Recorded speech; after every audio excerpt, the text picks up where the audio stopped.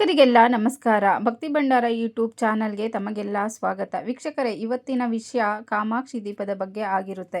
ಕಾಮಾಕ್ಷಿ ದೀಪದ ವಿಚಾರವನ್ನು ಸಂಪೂರ್ಣವಾಗಿ ಈ ವಿಡಿಯೋದಲ್ಲಿ ತಿಳಿಸಿಕೊಟ್ಟಿದ್ದೇನೆ.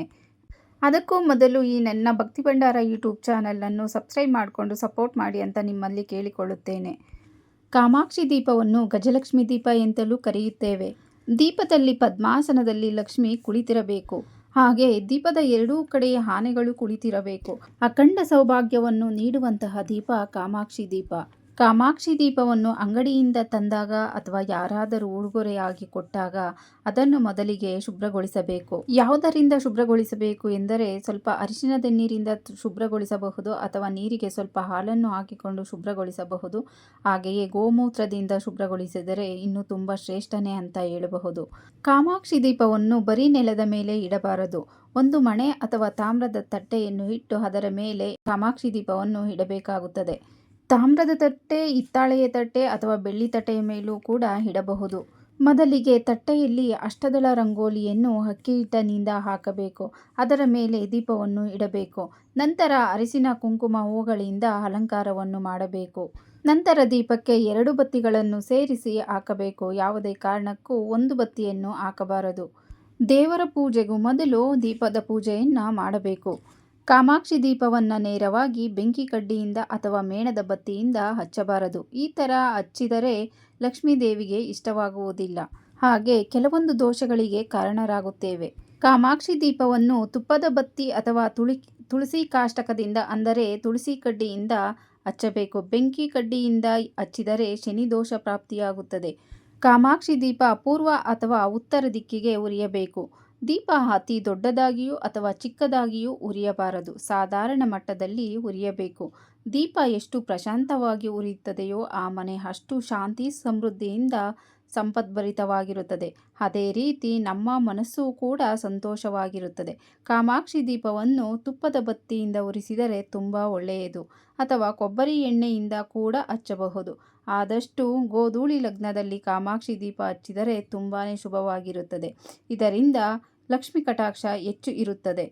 ಗೋಧೂಳಿ ಲಗ್ನದಲ್ಲಿ ದೀಪ ಹಚ್ಚುವುದರಿಂದ ಅಂದರೆ ಕಾಮಾಕ್ಷಿ ದೀಪ ಹಚ್ಚುವುದರಿಂದ ನಕಾರಾತ್ಮಕ ಶಕ್ತಿ ದೂರವಾಗುತ್ತದೆ.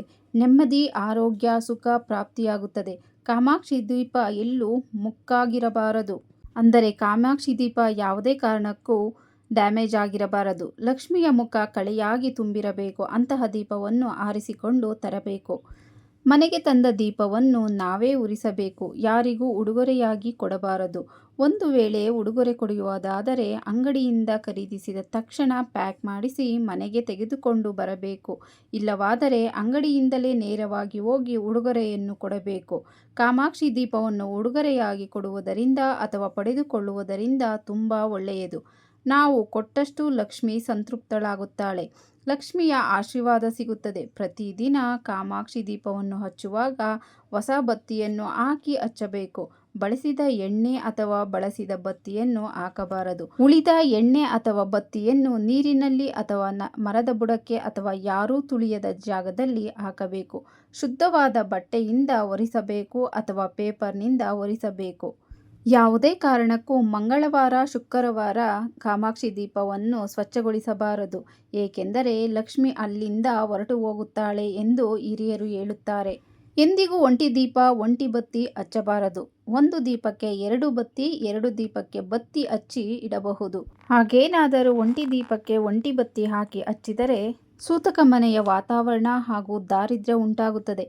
ಕಾಮಾಕ್ಷಿ ದೀಪವನ್ನು ದುಡ್ಡಿನ ಸಮಸ್ಯೆ ಇರುವವರು, ಆರೋಗ್ಯ ಸಮಸ್ಯೆ ಇರುವವರು, ಎಷ್ಟೇ ಪ್ರಯತ್ನ ಪಟ್ಟರೂ ಕೆಲಸಗಳಲ್ಲಿ ಕೈ ಎತ್ತದೇ ಇರುವವರು, ದಾಂಪತ್ಯದಲ್ಲಿ ಬಿರುಕು ಹಾಗೂ ಉದ್ಯೋಗದಲ್ಲಿ ಏಳಿಗೆಗಾಗಿ ಕಾಮಾಕ್ಷಿ ದೀಪವನ್ನು ಗೋಧೂಳಿ ಸಮಯದಲ್ಲಿ ಹಚ್ಚುವುದರಿಂದ ದಾರಿದ್ರ್ಯ ದೂರವಾಗಿ ಸುಖ, ಶಾಂತಿ, ನೆಮ್ಮದಿ ದೊರೆಯುತ್ತದೆ. ಕಾಮಾಕ್ಷಿ ದೀಪವನ್ನು ಒಂದೇ ಹಚ್ಚಬಹುದು ಅಥವಾ ಜೋಡಿ ದೀಪವಾಗಿಯೂ ಹಚ್ಚಬಹುದು. ಒಂದೇ ದೀಪ ಹಚ್ಚಿದರೆ ಅದಕ್ಕೆ 2 ಬತ್ತಿಯನ್ನು ಹಾಕಿ ಹಚ್ಚಬೇಕಾಗುತ್ತದೆ. ಹಾಗೆ ಜೋಡಿ ದೀಪ ಹಚ್ಚಿದರೂ ಸಹ ಒಂದೊಂದು ದೀಪಕ್ಕೆ 2 ಬತ್ತಿಯನ್ನು ಹಾಕಿ ಹಚ್ಚಬೇಕಾಗುತ್ತದೆ. ಯಾವುದೇ ಕಾರಣಕ್ಕೂ ಒಂಟಿ ಬತ್ತಿಯನ್ನು ಹಾಕಿ ಕಾಮಾಕ್ಷಿ ದೀಪವನ್ನು ಹಚ್ಚಬಾರದು. ಕಾಮಾಕ್ಷಿ ದೀಪವಲ್ಲ, ಯಾವುದೇ ತರಹದ ದೀಪಗಳನ್ನು ಕೂಡ ಒಂಟಿ ಬತ್ತಿಯಿಂದ ಹಚ್ಚಬಾರದು. ಕಾಮಾಕ್ಷಿ ದೀಪವನ್ನು ಎಣಿಕೆ ಮಾಡಿ ಲಾಭ ನಷ್ಟ ನೋಡಿ ತರುವ ಪದ್ಧತಿಯೂ ಕೂಡ ಇದೆ. ಈ ವಿಚಾರವನ್ನು ಮುಂದಿನ ವಿಡಿಯೋದಲ್ಲಿ ತಿಳಿದುಕೊಳ್ಳೋಣ. ವೀಕ್ಷಕರೇ, ಈ ಮಾಹಿತಿ ನಿಮಗೇನಾದರೂ ಇಷ್ಟ ಆದಲ್ಲಿ ದಯವಿಟ್ಟು ಸಬ್ಸ್ಕ್ರೈಬ್ ಮಾಡ್ಕೊಳ್ಳಿ. ಹಾಗೆ ಪಕ್ಕದಲ್ಲೇ ಇರುವ ಬೆಲ್ ಐಕನನ್ನು ಒತ್ತಿ ಹಾಗೆ ಲೈಕ್, ಶೇರ್, ಕಮೆಂಟ್ ಮಾಡಿ ಸಪೋರ್ಟ್ ಮಾಡಿ ಅಂತ ನಿಮ್ಮ ಹತ್ರ ಕೇಳಿಕೊಳ್ಳುತ್ತೇನೆ. ಧನ್ಯವಾದಗಳು.